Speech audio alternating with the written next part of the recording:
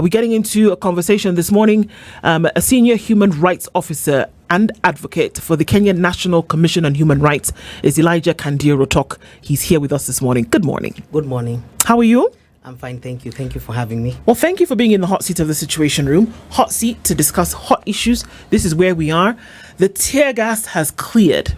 The clouds of mist of tear gas in the city of whatever color, pink, blue, clear, white, whatever it was last time, that has cleared.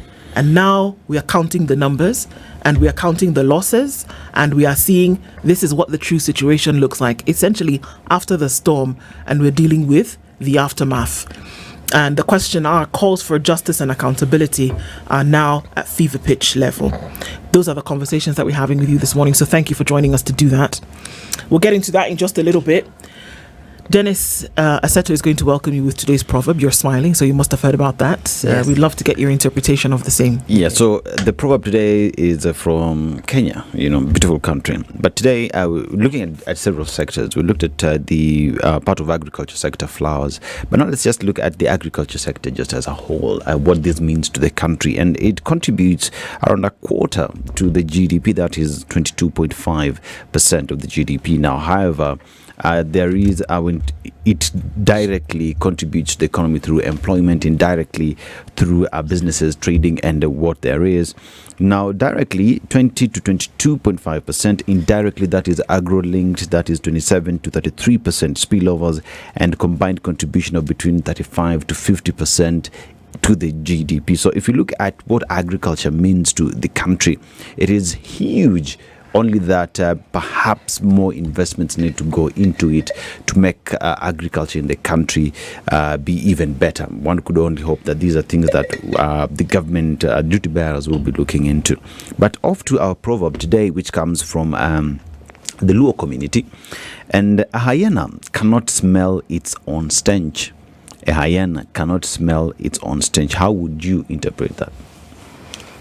It's interesting to look at that situation of the hyena and the something about body odor, that you can be within a situation and you think you're okay, yet to others you're stinking.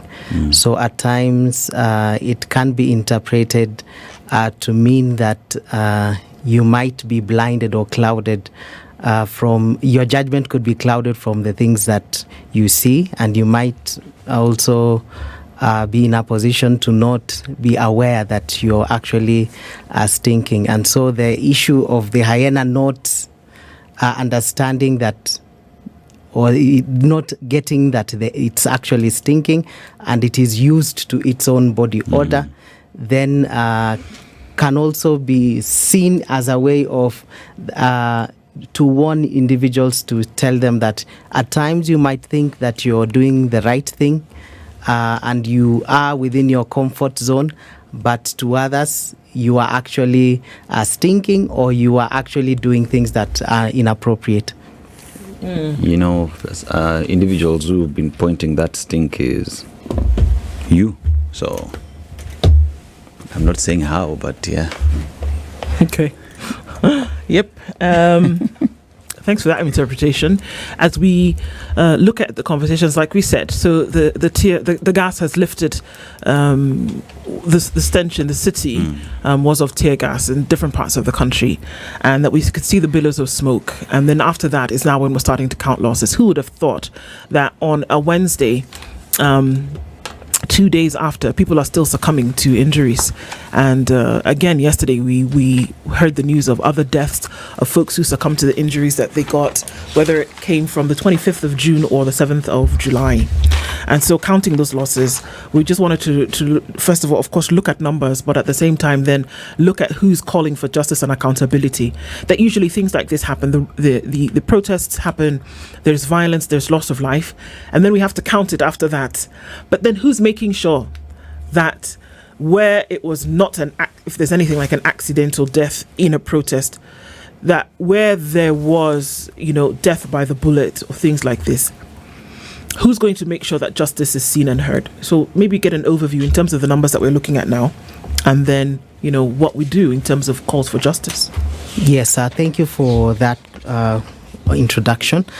I would start by saying, of course, that our nation is grieving, and we are deeply saddened by the loss of life, the damage of property, and also the injuries that have been suffered by numerous Kenyans.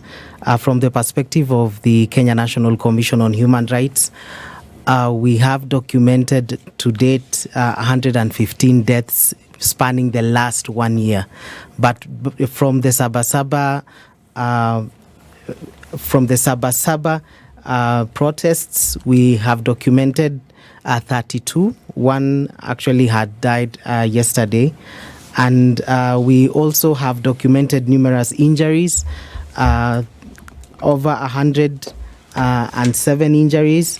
We've also documented numerous arrests that are going to these, displaying the need for us to refocus our efforts towards accountability. Now, how this process is done is whenever we get complaints directly through phone calls or through individuals who are either through a distress call, an email, social media platforms, we immediately get in touch with these individuals that have sought, and for purposes of verification. So for every number, it has to be supported by not only a person at the scene, but also individuals who are close to that person. We also have visited various morgues to do also to observe the autopsies and postmortems that are being conducted for individuals who otherwise might have been categorized either as unknown or individuals who've been shot. And we've been documenting some of the major causes of death have been gunshot wounds, the use of blunt objects, and also we've noticed that the bodies are displaying instances of broken limbs. And so it shows that there's excessive use of force and firearms from our state agencies and also from the public who through either armed individuals, you can categorize them as goons, some have categorized them as militia, who've taken the law into their own hands and have meted out acts of violence towards other individuals and has caused this. And so from this number, the 32 that lost remains the highest since the demonstrations began last year. And it also is, as we reflect upon this, it calls upon the leaders to start thinking about what they actually said and the implications and the impact it has towards how protests are done in Kenya. I would cite that when leaders make statements, for instance, a shoot to kill, or for instance, a shoot to either maim an individual, then it actually limits or threatens this right to demonstrate, assemble, and picket. And so these acts should be called out because we have the National Police Service that is an independent institution. And under the command of the IG, they ought to have no directive apart from the IG. And so when you hear political leaders issuing out statements purporting to command the police or to issue directives to police, then it exposes the threat. And also when the misinterpretation happens on the part of the police officers, then they would be doing acts that are not only unlawful, but are also in breach of their own service standing orders. Because it is out of this, there's a connect between how the independence of the police is being interfered with by such utterances. And so when you see now that happening, and then you see the politicization of demonstrations within our country, it spells out that the right to demonstrate and picket is being interfered with to either suppress it or to use it for political gain. at the expense of genuine Kenyans who have genuine grievances that need to be addressed. And some of the concerns that they are being voiced by the Kenyan people is that they need to see more accountability, justice, and good governance within our country. Okay, and, so yes. Elijah, you're saying that. So let's look at these things in succession, shall we? Yes. That the protest took place, and by and large, if we look at the protests that took place in 2024, and let's just start with June 25th, that there were Kenyans in the street protesting. We didn't see a criminal element really, except for when we then saw Kenyans gunned down around Parliament and such. But this criminal looting that we are seeing, and stay with me here for a minute, the criminal looting and stuff that we're seeing didn't really happen on June 25th. As the protests, the subsequent protests took place, and they became more in terms of numbers, then we saw criminal elements introduced into this. I want to play again what the president said yesterday in just a minute, but look at what has happened. Based on what you're saying, there's independence of police. Nobody should be able to come in and tell the police what to do or what not to do. But these things are coming in between protests. We see a protest happening, this has happened. And then an announcement is made and it reaffirms what the police that you're talking about have actually done. And then another protest takes place. And then we have another politician in the name of the president coming and reaffirming what police do or have done. So then we are a bit confused, because then where do you draw the line? And can they, from a human rights perspective and also from a constitutional perspective, can these individuals actually give an independent body the orders that they're giving? I want you to hold on to that as we play this. Let's listen into what the president said yesterday for, avoidance of any doubt.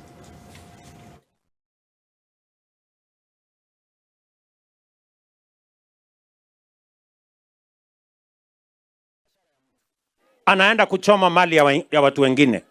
Mtu kama huyo apigwe risasi miguu, aende hospitali, akienda kotini. Yes. Yeah. Wasimuue, lakini wapige hii miguu ivunjike ndio aende kotini, aende hospitali, akienda kotini. Hapana.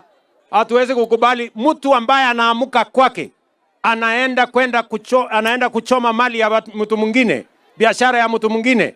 Iko haki hapo kweli? Hapana, hiyo mchezo watu waache. Kwa hivyo mimi nataka niseme askari wasipige wananchi risasi kuwaua.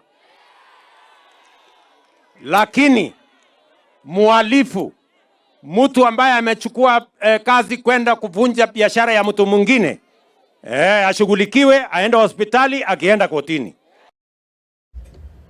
So he was clear in what he said, and it was no. He said police should not shoot Kenyans wantonly. So that part he was very clear about. So then one would wonder, so then will justice follow for all these Kenyans who have been shot? The number has gone to 31 just from the last couple of days.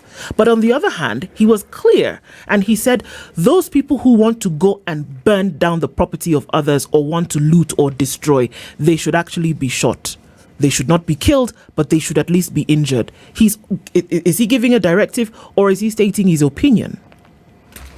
Now, that statement could be interpreted from a human rights perspective as a political statement that might have implications in terms of the conduct of police officers, especially when they are managing protests and maintaining public and order management within our country.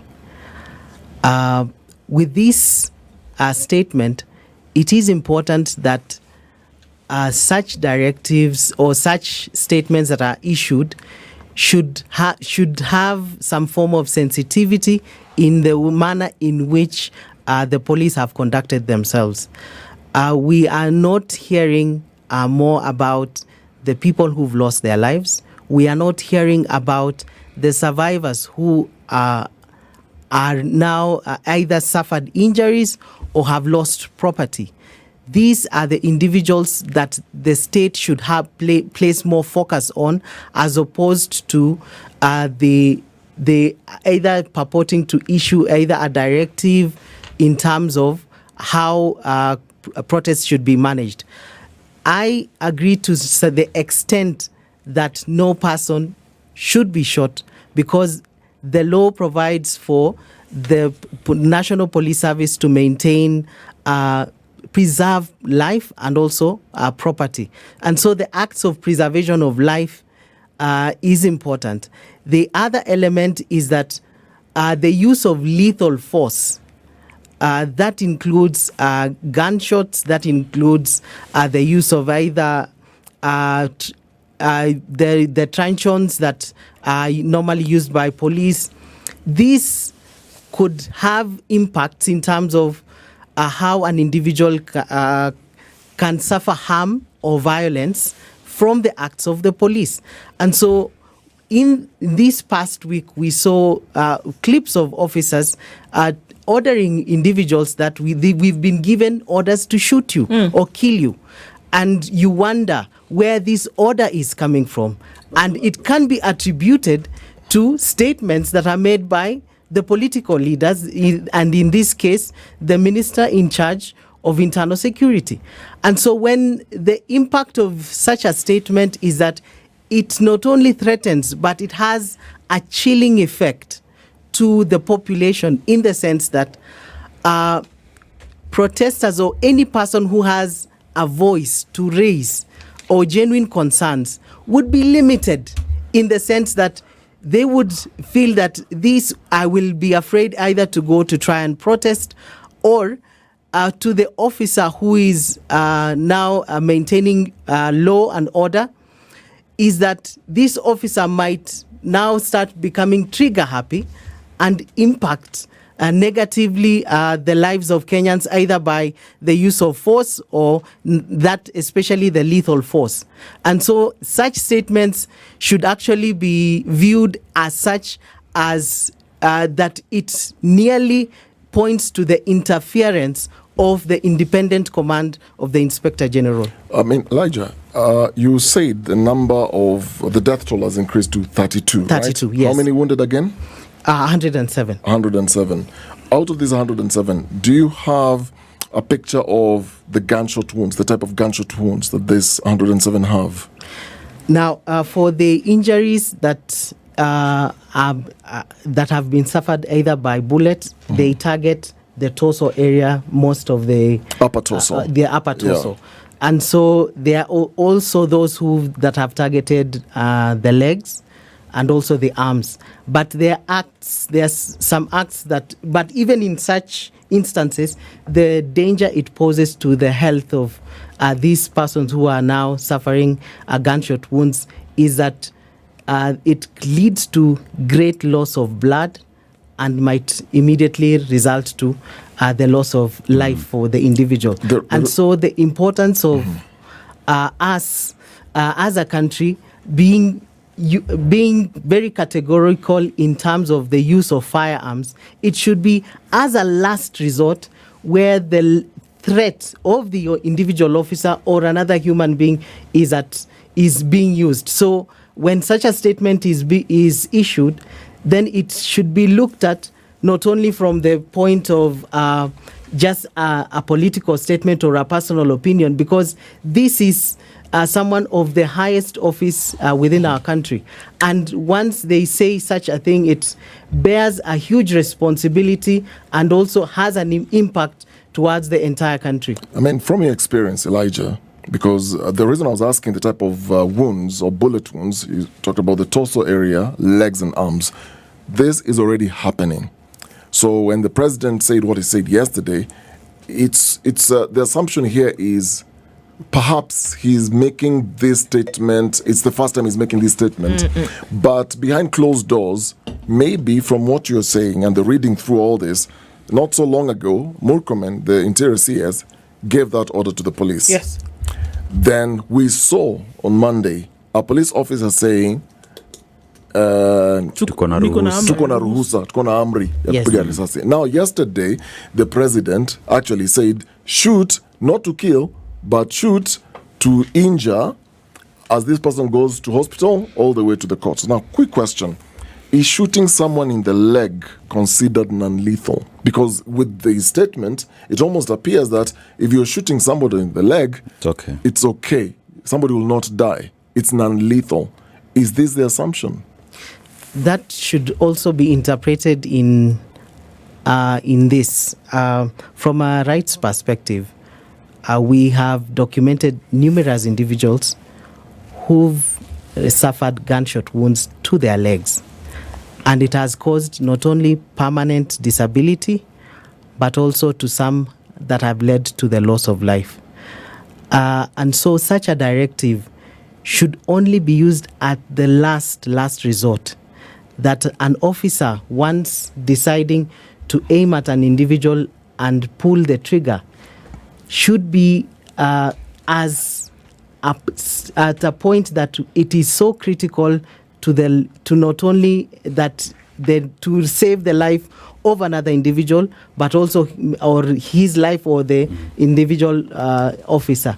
So it is really very important for us to note that in saying that, you cannot just say that shooting someone at the leg would be considered as non-lethal, because it is at an extreme point.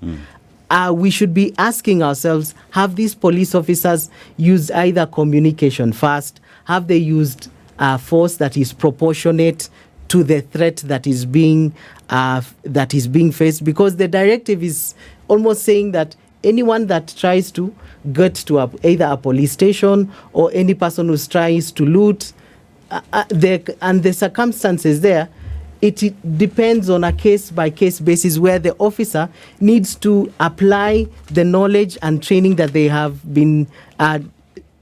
received to now examine the situation that is at hand. But a general directive as such now places some sort of expectation or a threat that if you go to some places, you are going to be shot. You see, Dennis, when you talk about how lethal it is when being shot in the leg, let me just go through it.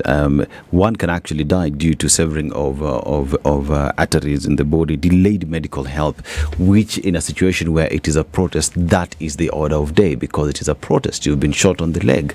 How quickly can you get to a medical facility? So even the order that the president is giving, when you're shot, there's a high possibility you'd die from bleeding. These are things that one should consider. But as we talk about KNHCR,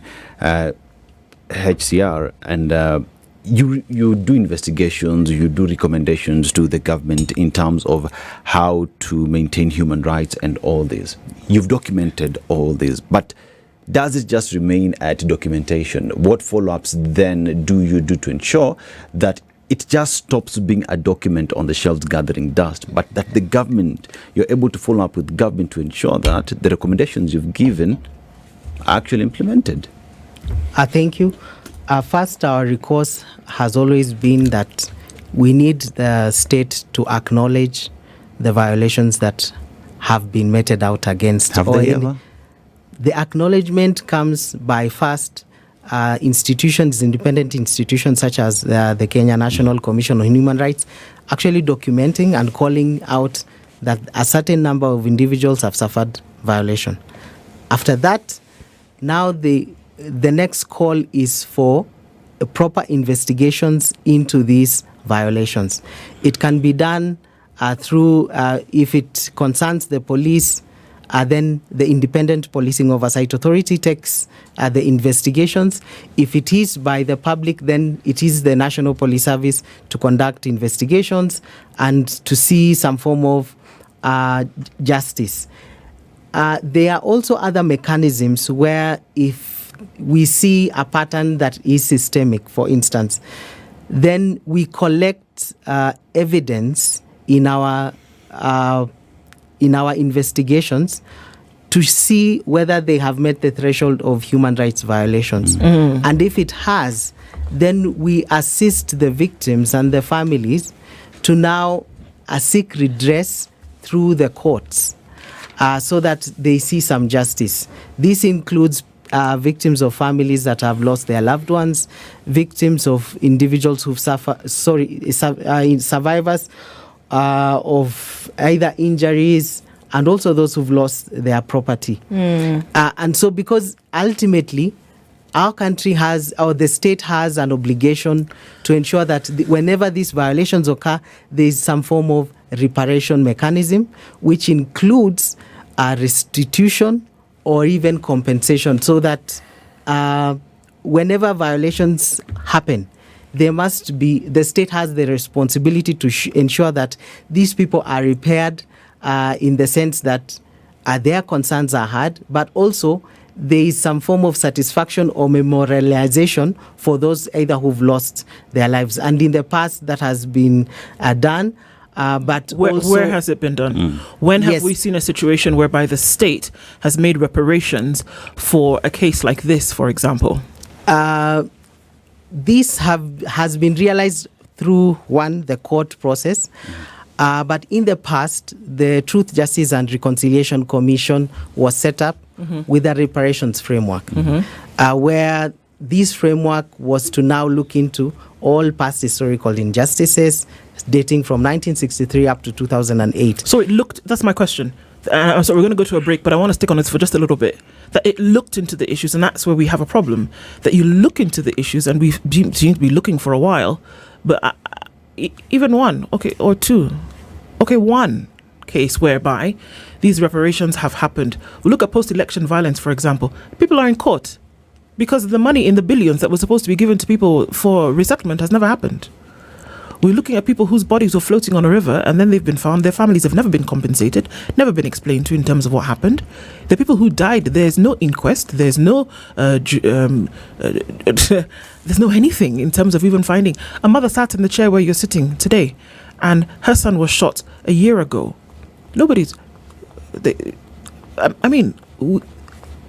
I'm stuttering because I'm looking for the cases whereby we say the state then will take responsibility for some of these things. Maybe just one, even one. Okay, in the past, the commission has assisted. I would mention two critical cases.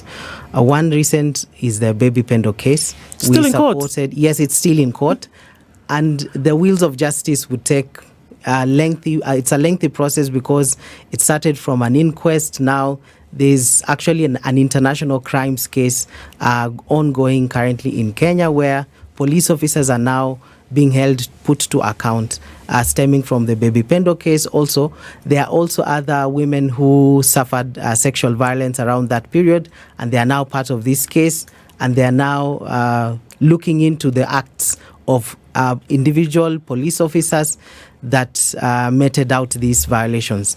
We also supported a case stemming now from the 2007 case where individuals who were raped and also forcefully circumcised for cases of men went to demand that the obligations of the state to protect, that the state failed to protect them, and they were issued damages, but half of them though got damages, half did not, because they did not, because some did not report to the police. And there is an appeal ongoing, and a judgment would be issued, is actually on notice, and it has taken a long period for justice to be realized. And this is, and also points out to some of the teething challenges within our country in terms of accessing. People seem to be very angry, Elijah, not just the president, but others are angry as well and are saying, this cannot continue. The former deputy president, Rigathi Gachagua, said this, and let's listen into what he says and comment on that in just a bit. More angry than you are. They are angry because you have overtaxed them. There is wanton corruption. There is abductions and extrajudicial killings. There is ethnic profiling and other ills that bedevil your administration. So he said this. We can talk about that, and you can give, you can give orders to the police and tell them what you want them to do, and he's not happy with that either. Listen to this. And this squad of 1 people was formed when I was still in government. officers were recruited from the administration police unit for special training by NIS on abductions, killings, and cover-up. They squad in Subarus, hooded and masked against court orders, are disguising themselves as DCI's officers, yet we know they are not. So these are the things that he's saying that are happening, that he's alleging happening. And if that were to be the case from a human rights perspective, how then do you say, well, there's independence of the police, there's the rule of law and the constitution, and then there's the reality on the ground, and then there is, of course, the executive and the orders that, come and go. How do you draw the line? How is there a fine line that you can see and cut through and say, this is what we should actually be doing? Thank you very much for that question. From a human rights perspective, is that the operations of the National Police Service, especially during the managing peaceful protests and demonstrations within our country, should be within the confines of the law. Individuals who either are masquerading as police or who are in plain clothes, who come to act as though they are policing protests. There have been determinations from our court to say that police officers should wear their uniform and they should not conceal their faces. The reality is that we haven't seen this happening.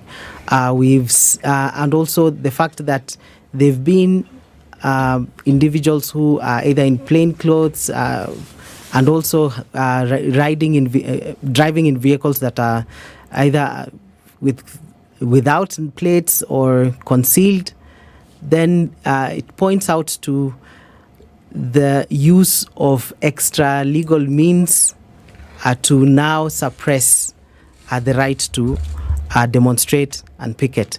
And in the instances and the cases that we've been able to document from certain areas where these individuals have gone into, is that we've seen the loss of life. And the intent here is to remove the accountability mechanism so that you can operate with wanton, with reckless abandon, and also not fit within the confines of the law. Because we are also within the network of human rights institutions in Africa, in fact, we host the network, and also other global instances. We've seen this occurrence replicated in other countries. I would cite Egypt, I would cite Venezuela, Colombia, even China and Myanmar, where protests are targeted by individuals who are in plain clothes and concealed identities, but then they attack and even at times kill. And then the next move is a denial from state agencies that those either were not police officers or those were individuals who were not part of their team. Also, we've seen the emergence of goons within our protests, where there is now mass destruction of property, even attacking hospitals. And in such instances, again, it points out to the use of individuals who otherwise are operating unlawfully to achieve a certain aim. And this is where now we see a pattern of politicization by either side of the political divide, either ordering certain individuals to go participate in a demonstration with an intended aim, while to cause either mayhem, so that for the purposes of either suppressing or pointing out to your opponents. And in such instances, where there is low accountability and where there is either reluctance in terms of proper investigations, in terms of cooperating with independent bodies, then countries like Kenya can apply the international pressure. We would cite, for instance, statements from the international community. They've done it. The yes. Kenya National Human Rights, rather. Yes. We also note that Kenya is a member of the Human Rights Council, where part of its functions is we have a universal periodic review where countries come and review one another, and they call out Kenya to take necessary steps But Elijah, to undertake this. These acts are patterns of also trying to enforce accountability and call for action to be taken against certain of individuals. Now, for the rule of law to be maintained, it is important for the Inspector General of Police to issue out directives for the investigation and arrest of these individuals. This is the point, Elijah, and I'm sorry to interject. Yes. But these things are not happening. We understand their importance. In fact, it is created for, it is provided for in the law, but it doesn't happen. The UN Commissioner for Human Rights yesterday made a statement out of Geneva saying the same things that you've said. But what happens beyond the statement, I think, is the question here. And we're wondering when statements are made. It is not the first time that UNHCR has made a statement like that. It's not the first time where we've acknowledged that the IG of police has a responsibility to call out people that work on the service. We know this. But it seems as though we are paying lip service to something that, well, if we talk about it every now and then maybe somebody will do it, but it's not happening. And that's the place where we are in. That people are getting more frustrated by the day. We know what the law says, we don't do it. But then we see, and this is what may scare people, that the statements that then come from above is something so far removed from what their thought process would be. And the question is then, how do we deal with that? Thank you. Our country should is in a position where we need to reflect and ask ourselves, are we going to be part and parcel of the other countries that have not taken any action for any violation of human rights? That is one. In instances where there is now low accountability, police reforms, trainings, also the strengthening of independent bodies such as the Independent Policing Oversight Authority, the HR arm of the or the independent oversight body, that is a National Police Service Commission that looks into the disciplinary measures of certain acts of officers, and even the internal affairs unit need to come in and look into this. Now, we've had various task forces where the commission has also participated in that called for various reforms. We would date back even to the Ransley report that called for the establishment of the IPOA, for instance, and even recently the Maraga led task force. And this, one of the concerns, of course, was that politicization of the National Police Service, incidences of impunity, and also corruption. And we are still grappling with the implementation of the recommendations of this of these task forces. And in certain instances, it is time for individuals to come and ask for their rights through the court process, because one of the institutions that have proven as a strong protector of human rights has been recourse through the court process. And we've assisted Kenyans to go and seek redress through this process. And even when there are directives, for instance, that might either limit the provisions of certain rights, then groups have gone to say that no, certain provisions of our law need to be maintained, especially the laws around the management of protests, especially regarding, for instance, the barricading and limiting spaces, the zoning of certain places, and also the concealment of officers, and so on. And so such determinations have assisted to safeguard this right. Do you feel that there's a direct circumventing of the law? I'm going to push on this a little bit. Yes. When was Baby Pendo killed, Okari? 2017. 2017. This is now 2025. Yeah. It's 8 years down the line. The thing is still in court. We're still pussyfooting around whether we're going to have the court hearings in Kisumu. Actually, the latest is there was a conversation that is awaiting a decision to move this to Kisumu. Do you see? We're still discussing whether we are going to have the trials in Kisumu. 8 years later. 8 years later. We're going to have a conversation about whether we should have the conversation in another city. And in that period, we have uncountable people who have died at the hands of would-be the justice system. So the question remains, are we really serious when it comes to these things? Or does it sound nice that we can say, oh, well, the wheels of justice will turn, that the justice system is making sure that everybody can have an opportunity? It's not. And we should be able to say the truth. Yeah. It is not. So Ibrahim's mother, who's there, and it's been a year since her son died, was killed. Albert Ojwang was buried last weekend. Karaoke was buried this week. These folks are wondering, oh my God, if this thing is going to go through the court or if it's going to go through a human rights system, when are we ever going to get justice? I mean, even Ndu, you look at Brian's mom yesterday, had to stay with the body for 14 hours. Because nobody would take simply him. Because you go to hospital, we cannot accept this body because there is no police report. You go to police, they tell you, we are tired today. Come back when we arrested so that we can take this statement. And there is even a question that has been asked here by one Mkwana. Seems as though the police in this system behave as if they are a protected lot. And they also glory in the fact that we can count on reports. We can say, oh, there's been a report. There's been data collected. Oh, we've had a conversation. Somebody's made a statement. I'm frustrated. And I think a lot of people are frustrated as well, because when it go beyond the reporting and the task forces and the reports that they give, people have died.